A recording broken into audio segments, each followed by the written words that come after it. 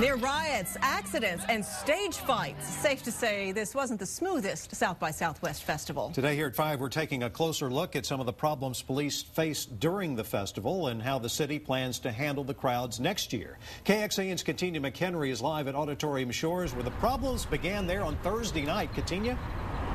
Robert, good afternoon. Look at Auditorium Shores. It's back to normal. It was quite different last week. All the trash is pretty much cleaned up, and really the only signs that show that there was an event here are these temporary fences that people were jumping over last week. But it was the incident here and at other venues that have city leaders and South by organizers thinking about making changes in the future. It may have been the biggest South by Southwest crowd yet. Early estimations think 40% more people were here this year than last year. Auditorium Shores couldn't handle that crowd Thursday night as thousands who didn't get into the Strokes' free concert rushed the stage. People are coming here to spend spring break because of South by, because of the rodeo, because it's Austin, because it's cool, because there's free music. So we have to think about the impacts that that's having. That impact had lasting effects that city leaders are looking to fix for the future. One problem was the growth. I think we need to discuss how we minimize some of the crowds and their movement patterns and where shows take place. Another problem posing a challenge for Austin police was social media.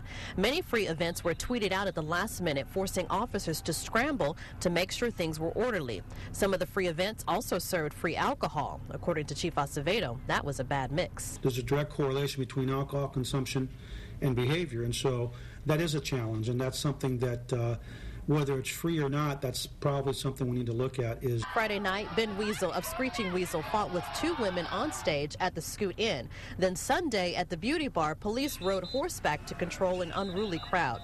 South by organizers say they are now rethinking free events in the future. One of the things about South by Southwest that people love, all the parties and all the free stuff, and and we're not saying that that shouldn't happen, but I think you reach a point where how much is too much.